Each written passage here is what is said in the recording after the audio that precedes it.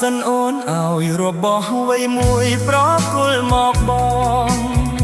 ស្រស់ពៅនួនល្អងបងក៏ទទួលតែមួយប៉ុណ្ណោះតួអូនឲ្យច្រើនស្ទើរតែរាប់មិនអស់បងក៏ទទួលដោយស្មោះតែបងទទួលយកត្រឹមមួយប៉ុណ្ណោះជាទ្រព្យគប់ចិន្តាប្រចាំជីវិតស្លាប់រស់មិនគិតរក្សាឲ្យគង់គឺស្នេហាដែលអូនប្រគល់ទុកឲ្យប្រុសបង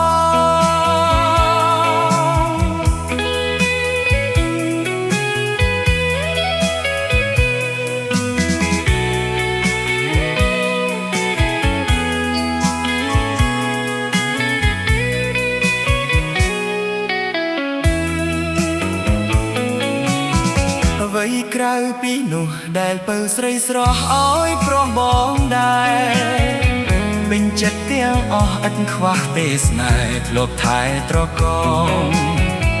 ទោះនៅពេលអូនឃ្លាតកាយឆ្ងាយពីបងច្រើនថ្ងៃច្រើនខែកន្លងបងក៏នៅតែចាំនួនល្អងឥតប្រែក្រឡាស់ផ្លាស់ពីស្នេហ៍យើងទេអូនរឿងរ៉ាវអភ័ព្វបណ្ដាយចោលតាមក្បួនចោលឲ្យឆ្ងា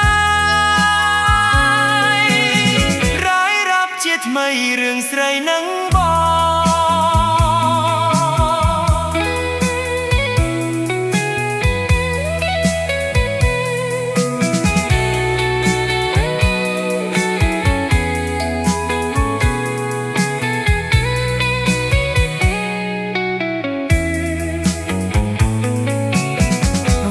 ក្រៅពីនោះដែលពៅស្រីស្រស់ឲ្យប្រុសបងដែរ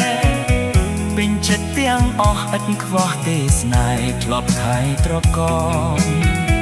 ទោះនៅពេលអូនឃ្លាតកាយឆ្ងាយពីបងច្រើនថ្ងៃច្រើនខែកន្លងបងក៏នៅតែចាំនួនល្អងឥតប្រែក្រឡាស់ផ្លាស់ពីស្នេហ៍យើងទេអូរឿងរ៉ាវអភ័ព្វបណ្ដាយចោលតាមក្បួនចោលឲ្យឆ្ងាយ